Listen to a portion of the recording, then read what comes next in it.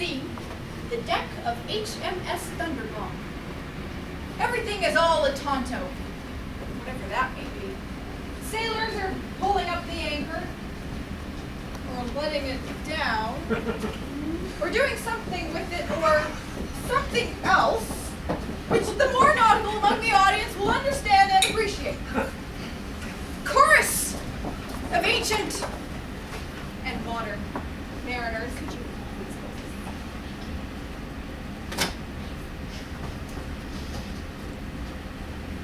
The brine, the brine, the brine! They may talk of the river Tyne, of the Thames and the Lee also, with the stormy winds don't blow. But the brine, the brine, the brine, for old Lang Syne, Lang Syne, Lang Syne, is better by far, ha ha ha har!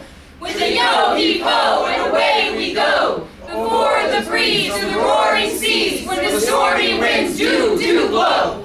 With the yo-heave-ho, heave-ho, heave-ho, over the billows and over the brine, as jolly as gentlefolk over their wine, the jolly, jolly brine! All the sailors, at the conclusion of the chorus, burst into fits of laughter and push and knock each other about in the hilarity of the moment. This is conventional and most important.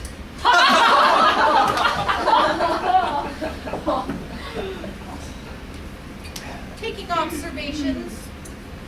Latitude 45 in the west by WC. Reefing a topsail. Yoo-hoo! Taking soundings. By the mark, 216. Pitching. Shiver me timbers! Scratching. Ah!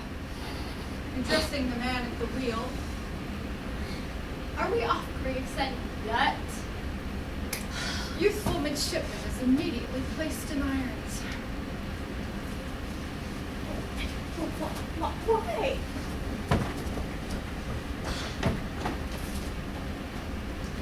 Interrupt the companion line of the captain with the whiskers, Lieutenant Lee Scupper, and the mysterious Mariner. You do know how to ham it up, sir, don't you? Always can count on you for a knee slapper. Well, shiver my maintop gallant spirit sail moorings. I'm afraid I don't see the captain's joke. Ha! Insubordination! And so soon. Young man, I like your bold demeanor, your frank behavior, the way in which you helped yourself to the best bits of the beef at my table and coolly took the glass of champagne from under my nose and drank it off, as won an old sailor's heart. But there is something mysterious about you. Who are you? That's what I'd like to know, sir. Have you seen these white hands? Soft and tender as a baby's buttocks? Do you not suspect? Lee Scupper, suspicion ever haunts a guilty mind. Beware, my lad, of jealousy. An honest man's worth two in the bush. More. Harumph! I will have my day! Tires within himself and pulls down the blinds. I am anxious to conceal my name and station. I was once here. Do not press me. Enter second lieutenant, who's a most elegant young man. Captain, far be it from me to intrude, but I rather think we are about 6 inches off a French line of battleship, crew of which are in the act of boarding. As your inferior officer, I felt it was my painful duty to inform you of this. My Vector Grundley will confer an obligation on me by taking my life. Hey! French? Boarding? Leans against something or other and gently relaxes into second childhood. Hold here! Suddenly taking command of the vessel, Reef everything! Let go your taffrail haul yards! Splice on main braces! Point everything that'll go off at the enemy! Now then, take the word from me! Fire! what proceeded to happen? The two vessels come up against each other with a bang general encounter. The serious mariners always in the thick, and Lee Scupper always in the thin of the fray.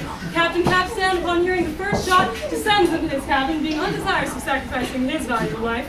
The enemy strike, and everything is settled in favor of the English vessel, when a concluding shot from a French frigate knocks off the sailor's cap of the mysterious mariner, and his, that is her, back hair comes down, to the grief and astonishment of the crew. Having boldly ascended the deck upon hearing of the conclusion of the fight, What's What's this I see? A woman? She will be mine, oh! Yes, for she is the mysterious mariner. As you have discovered the fact, concealment is unworthy of British female. I have come out in search of my own true lover, W. Taylor, able-bodied seaman. Maiden, if I may be allowed to call you so, your Taylor is false. He is carrying on, if I may be permitted the expression, with a lady to whom I believe he is shortly to be united. The smoke has cleared away, and if you will look through my telescope, you will distinctly perceive the features of your faithless Taylor walking upon the shore, arm in arm with what, under the circumstances, I feel I am justified in denominating a creature. Give me a sword and pistol. 'Tis well. Dead. Well, that's all. Noble, darling creature, swim away with me. Lieutenant Lee Scupper, consider yourself under arrest. I shall marry this woman. Take him and place him in the deepest dungeon under the dampest moat of the first castle we come across.